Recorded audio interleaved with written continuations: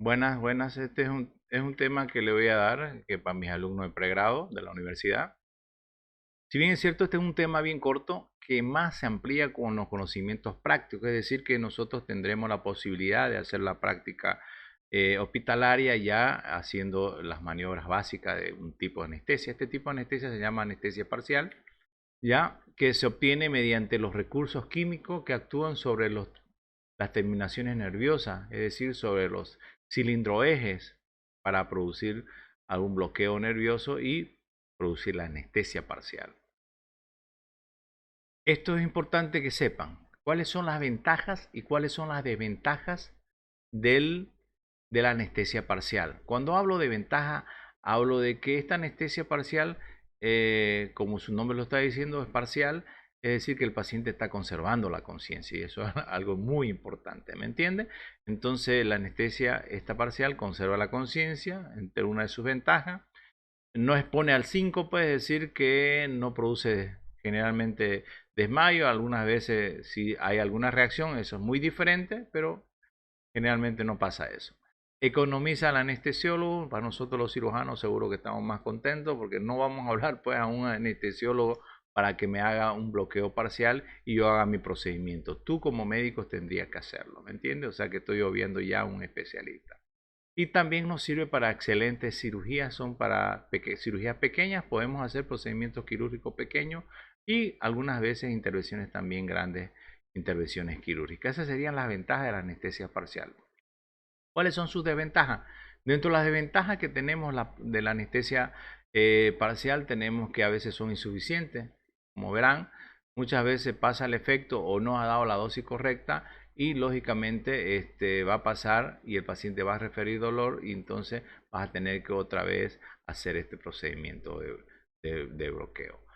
Requieren una pequeña preparación previa al paciente, tanto psicológica como medicamentosa. Cuando tú estás preparando una jeringa, es bueno, importante esto, que a veces no lo hagan delante del paciente, ya algún tipo de pacientes que son un poco nerviosos, y entonces hay una alteración psicológica y el paciente ya va a tener algún problema, ¿no? Entonces es importante que hagan su preparación y después hagan el procedimiento. ¿Existe algún tiempo para hacerla? Si bien es cierto, esto no está, aunque está metido dentro de las ventajas, porque la anestesia parcial, especialmente utilizando la silocaína, es una de las anestesias que es universalmente la más utilizada y es de acción bien rápida, ¿me entiendes? Entonces no precisan, incluso en minutos ya el paciente ya tiene esa anestesia, ¿me entiendes? Un poco para hacerles recuerdo de que cómo se hicieron el tema anestésico. En 1860 ya Niemen descubre la cocaína, increíble, que fue la primera droga utilizada como anestésico. Entonces empezamos por ahí. Luego en 1905 la novocaína es inventada, la que tiene mayor aplicación quirúrgica. Luego viene la tutocaína, que tiene doble acción anestésica que la novocaína, pero es poco tóxico y por lo tanto ya dejaron de utilizarla. Luego también vino la pentocaína, que se presentaba en cristales pequeños, incoloro, inoloro, ¿ya? Y que era muy fácilmente disolver. También ya fue desechada.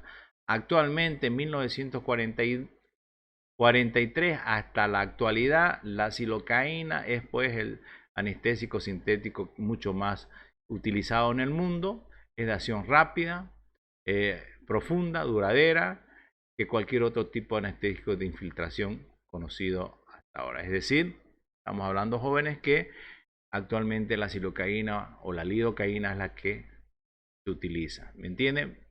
Lo descubrieron en 1943.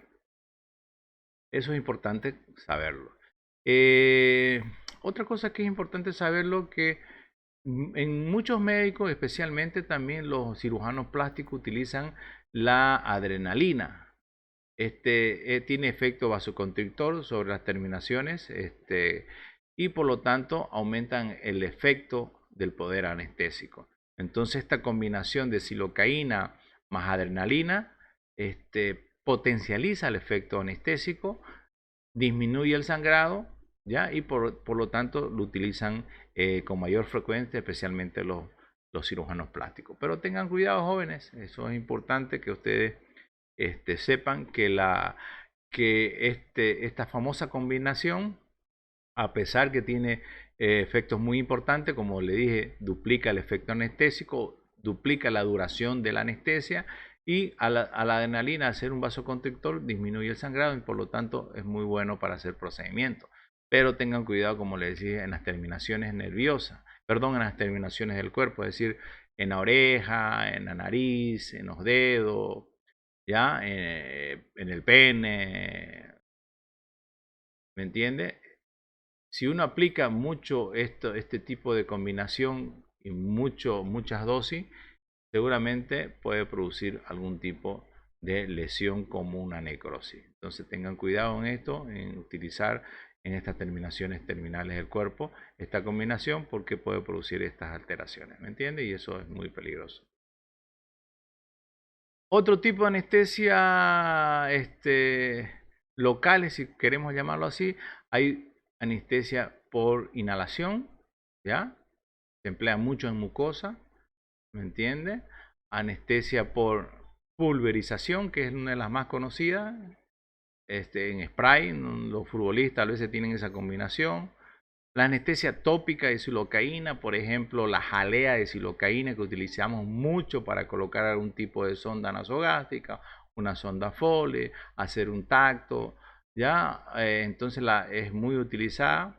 La anestesia local por infiltración también otro tipo de anestesia que es la que más utilizamos para hacer un procedimiento o una exéresis de algún tipo de quiste o verruga, ¿me entiende? Entonces la anestesia local por infiltración es la que utilizamos para hacer la sutura cuando hay una herida, ¿me entiende? Entonces hay varias técnicas que eso me gustaría que cuando estemos ya en la vida práctica en el hospital francés hagamos este tipo de procedimiento con algún agente biológico para hacer este tipo de procedimiento. Hay dos técnicas que ahí está en la diapositiva.